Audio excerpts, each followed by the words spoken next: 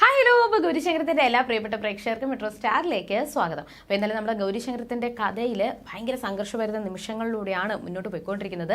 എന്തായാലും നമ്മുടെ വേണി തന്നെ രണ്ടും കൽപ്പിച്ച് ഇറങ്ങിയിട്ടുണ്ട്. ശിവരഞ്ജിനെ ഒതുക്കാൻ വേണ്ടിയിട്ട്, ആദർശിൻ്റെ ജീവിതത്തിൽ നിന്നും ശിവരഞ്ജിനെ പറഞ്ഞയക്കാൻ വേണ്ടിയിട്ട് വേണി തന്നെ ഒറ്റ കെട്ടായിട്ട് ഇറങ്ങി വന്നിട്ടുണ്ടായിരുന്നു. പക്ഷേ വേണിയും ആദർശം വരുന്ന സമയത്തായിരുന്നു പ്രതീക്ഷിക്കാത്ത ധ്രുവൻ്റെ വരവും പിന്നെ ശിവരഞ്ജിനി മയങ്ങി വീഴുന്നതും.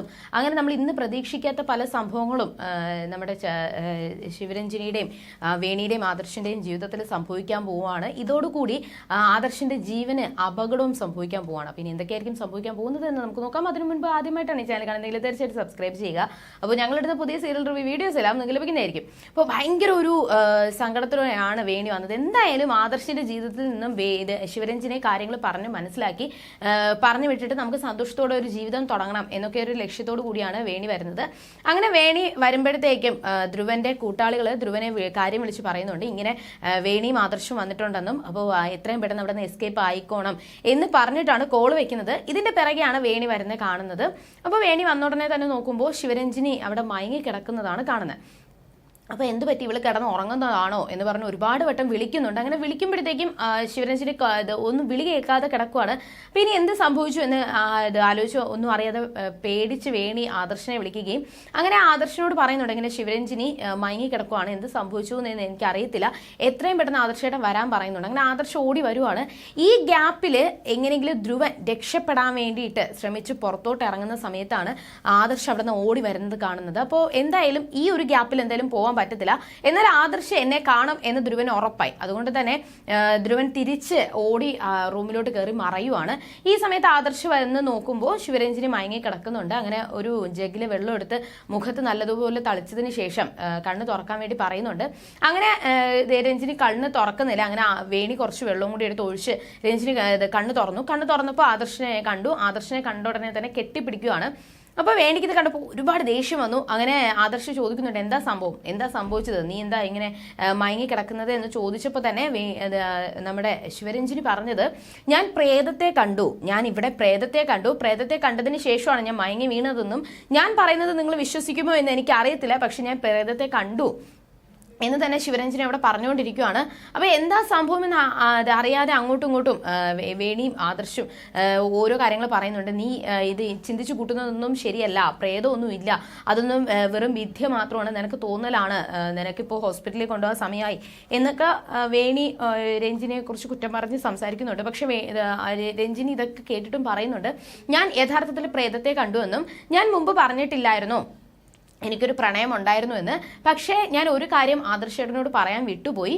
ഞാൻ അന്ന് ഒരാളെ പ്രണയിച്ചിരുന്നു, ഞങ്ങൾ നല്ല സ്നേഹത്തിലായിരുന്നു, പക്ഷേ അയാൾ ഇപ്പോൾ ജീവിച്ചിരിപ്പില്ല, അവനെയാണ് ഞാൻ ഇന്ന് കണ്ടത് എന്ന് ആദർശനോട് പറയുന്നുണ്ട്. അപ്പം അത് ആരാണ് എന്ന് രഞ്ജിനിയോട് ചോദിക്കുന്നുണ്ടെങ്കിൽ പേര് പറയാനായിട്ട് രഞ്ജിനി കൂട്ടാക്കിയില്ലേ. വീണ്ടും വീണ്ടും പ്രേതത്തെ ഞാൻ കണ്ടു എന്നൊക്കെ പറയുന്നുണ്ടെങ്കിൽ പ്രേതമല്ല, നിന്റെ മിഥ്യ മാത്രമാണ്, നീ വെറുതെ ഇരിക്കുക എന്നൊക്കെ പറഞ്ഞ് ആദർശം വേണിയും കൂടി കാര്യങ്ങൾ പറഞ്ഞ് മനസ്സിലാക്കി കൊടുക്കുകയും അങ്ങനെ ഈ ഒരു കാര്യം തന്നെ വീണ്ടും വീണ്ടും ആവർത്തിച്ച് പറയുമ്പോൾ വേണി വഴക്കുറയുന്നു. അങ്ങനെ ആ ഒരു സംസാരങ്ങളൊക്കെ ഇങ്ങനെ നടക്കുന്ന സമയത്താണ് പെട്ടെന്ന് റൂമിൽ നിന്ന് ഒരു ശബ്ദം കേൾക്കുന്നത്.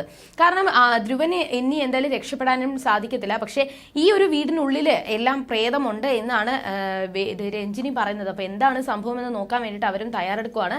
പക്ഷേ ഇതെല്ലാം കണ്ടു കഴിഞ്ഞാൽ ഇനിയിപ്പോൾ അവർ ഓരോ സ്ഥലത്ത് പോയി നോക്കുമ്പോൾ എനിക്ക് എന്തായാലും രക്ഷപ്പെടാനും സാധിക്കത്തില്ല. അവസാനം ആദർശോ വേണിയോ എന്നെ കണ്ടു കഴിഞ്ഞാൽ അത് വലിയൊരു പ്രശ്നമാകും. എന്ത് ചെയ്യുമെന്ന് ആലോചിച്ച് ടെൻഷൻ അടിച്ച് കൈ ഇങ്ങനെ താഴോട്ടിട്ട് ഇങ്ങനെ താഴോട്ട് ഇട്ട സമയത്താണ് പെട്ടെന്ന് അവിടെ ഇരുന്ന ഫ്ലവർ ബേസ് കൈ തട്ടി തറയെ വന്ന് വീഴുന്നുണ്ട്. അപ്പൊ ആ ശബ്ദം കേട്ടപ്പോൾ തന്നെ രഞ്ജിനി പറയുകയാണ്, കണ്ടോ ശബ്ദം കേട്ടോ, അത് അവൻ തന്നെയാണ്, അവൻ എന്നെ തേടി വന്നതാണ്, എന്നെ തിരിച്ച് അവന്റെ ലോകത്തോട്ട് കൊണ്ടുപോകാൻ വന്നതാണെന്നും ഇത് പ്രേതമാണെന്നും ശിവരഞ്ജിനി ഇങ്ങനെ ആവർത്തിച്ച് പറഞ്ഞുകൊണ്ടിരിക്കുകയാണ്.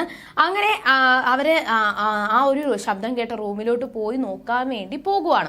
പക്ഷെ ഈ ഒരു സമയത്ത് നമ്മുടെ ഗൗരിയും ശങ്കറും ഗംഗയും കൂടി ഗംഗ പറഞ്ഞ ആൾക്കാരെ കാണാൻ വേണ്ടിയിട്ട് പോകാനായിട്ട് ഓരോ കാര്യങ്ങൾ ചോദിക്കുകയും അവർ വണ്ടിയെടുത്ത് പോകാനായിട്ട് നോക്കുന്ന സമയത്താണ് വീണ്ടും ഗൗരി ആ ഒരു ഭാഗത്തോട്ട് തന്നെ നോക്കുകയും പെട്ടെന്ന് ആരോ കണ്ട മാതിരി ഗൗരി പെട്ടെന്ന് ഇറങ്ങി ഓടി അങ്ങോട്ട് നടന്നു പോവാണ്. അപ്പോൾ ഗംഗ എന്താ സംഭവം എന്ന് ചോദിക്കുമ്പോൾ ശങ്കർ പറഞ്ഞത് നേരത്തെ അവൾ എന്തോ ഒരു കാര്യം കണ്ടു എന്നൊക്കെ പറഞ്ഞ് നീ ഇരിക്കുന്നുണ്ടായിരുന്നു, എന്താ സംഭവം ഞാൻ നോക്കിയിട്ട് വരട്ടെ എന്ന് പറഞ്ഞ് ശങ്കറിന്റെ കൂടെ ഗൗരിയുടെ കൂടെ ശങ്കറും പോകുന്നുണ്ട്. അങ്ങനെ ഗൗരി ഒരിടത്ത് പോയി നിന്നിട്ട് അവിടെ ഒരാളെ നോക്കിക്കൊണ്ട് നിൽക്കുകയും നീ ആരെയാ നോക്കുന്നത് എന്നൊക്കെ വന്ന് ചോദിക്കുമ്പോൾ ഞാൻ നേരത്തെ ഒരാളെ എനിക്ക് അറിയാനുള്ള ഒരാളെ കണ്ടു എന്ന് ഞാൻ പറഞ്ഞില്ലായിരുന്നു, അയാൾ അവിടെ നിൽക്കുന്നുണ്ട്, അത് ആരാണെന്ന് ശ്രദ്ധിച്ചു നോക്കിയപ്പോഴാണ് അത് മിഥുനായിരുന്നു. മറ്റൊരു പെൺകുട്ടിയുടെ കൂടെ ചിരിച്ചും കളിച്ചും തൊട്ടും ഒരുമിയൊക്കെ സംസാരിച്ചുകൊണ്ടിരിക്കുന്ന മിഥുനെയാണ് ശങ്കറും ഗൗരിയും കണ്ടത്. അപ്പോൾ ഇത് കണ്ടപ്പോൾ തന്നെ ശങ്കർ ഗൗരിയോട് സോറി പറയുന്നുണ്ട്. ഗൗരി നീ നേരത്തെ എന്നോട് പറഞ്ഞതാണ്, പക്ഷെ ഞാനത് ശ്രദ്ധിച്ച് കേട്ട് അത് നോക്കണമായിരുന്നു. എന്തായാലും ഇപ്പോൾ അവൻ രക്ഷപ്പെട്ടില്ല, ഇനി എന്ത് ചെയ്യും, എന്തായാലും ഇനിയിപ്പോൾ എന്ത് ചെയ്യും, ആരതിയുടെ ജീവിതം നശിച്ചു പോകത്തില്ലേ എന്നൊക്കെ സംസാരിക്കുമ്പോഴാണ് ശങ്കർ ഗൗരിയോട് ഒരു കാര്യം കൂടി പറഞ്ഞു. ഒരു കാര്യം ചെയ്യും, നീ എന്തായാലും ആരതിയെ വിളിച്ചിട്ട് പറ, ആരതി നീ ഇപ്പൊ തന്നെ മിഥുനെ വീഡിയോ കോൾ വിളിക്കുക, വീഡിയോ കോൾ വിളിച്ചതിന് ശേഷം അത് അവനോട് സംസാരിക്കുക. അപ്പോൾ എന്തായാലും അവൻ ആ ഒരു പെൺകുട്ടിയുടെ കൂടെ ഉള്ളത് കൊണ്ട് തന്നെ അവൻ എന്തായാലും വീഡിയോ കോളിൽ വരത്തില്ല. അപ്പോൾ വീഡിയോ കോളിൽ വരാത്തത് കൊണ്ട് തന്നെ അവൻ എന്തെങ്കിലും ഓരോ കാരണങ്ങളൊക്കെ പറഞ്ഞ് ഒഴിഞ്ഞു മാറാൻ വേണ്ടിയിട്ട് ശ്രമിക്കും. അപ്പോൾ നമുക്ക് അവൻ്റെയും അവളുടെയും ഫോട്ടോ ഒരുമിച്ച് എടുത്ത് ആരതിക്ക് അയച്ചു കൊടുക്കുക. അപ്പോൾ ആരതിക്ക് സത്യങ്ങൾ മനസ്സിലാകും എന്ന് വിചാരിച്ചുകൊണ്ട് ഗൗരി ആരതിയെ കാര്യങ്ങൾ വിളിച്ച് പറയുന്നത് ഒന്നും പറഞ്ഞില്ല, നീ മിഥുനെ വീഡിയോ കോൾ വിളിക്കാൻ മാത്രം പറഞ്ഞു. അങ്ങനെ ആരതി മിഥുനെ വീഡിയോ കോൾ വിളിച്ച് സംസാരിക്കുന്നുണ്ട്. കുറച്ച് കഴിഞ്ഞപ്പോൾ ഗൗരി ശങ്കർ പറയുന്നുണ്ട്, നീ എന്തായാലും ആരതിയെ വിളിച്ച് നോക്ക്, വീഡിയോ കോൾ വിളിച്ചോ ഇല്ലയോ എന്നൊക്കെ വിളിച്ച് അന്വേഷിച്ച് നോക്ക് എന്ന് ശങ്കർ പറയുകയും അങ്ങനെ ആരതിയെ ഗൗരി ഫോൺ വിളിക്കുവാണ്. എന്നിട്ട് നീ മിഥുനെ വീഡിയോ കോൾ വിളിച്ചായിരുന്നു, അവൻ എന്താ പറഞ്ഞതെന്നൊക്കെ ചോദിക്കുമ്പോൾ ഞാൻ വീഡിയോ കോൾ വിളിച്ചിരുന്നു എന്നും മിഥുൻ ഇപ്പോഴും ഹോസ്പിറ്റലിലാണെന്നും ഞാൻ നേരെ കണ്ടതാണും എന്നും ഉള്ള സത്യം ആരതി ഗൗരിയോട് പറയുന്നുണ്ട്. അപ്പോൾ ഗൗരിക്ക് അത് കേട്ടിട്ട് വിശ്വസിക്കാനായിട്ട് സാധിച്ചില്ല. ഗൗരി വീണ്ടും ചോദിക്കുന്നുണ്ട്, നീ ഹോസ്പിറ്റലിൽ വെച്ച് തന്നെയാണോ മിഥുനെ വീഡിയോ കോളിലൂടെ കണ്ടത് എന്നൊക്കെ ചോദിക്കുമ്പോൾ ആരതി അത് തന്നെ ഉറച്ചു നിൽക്കുന്നുണ്ട്.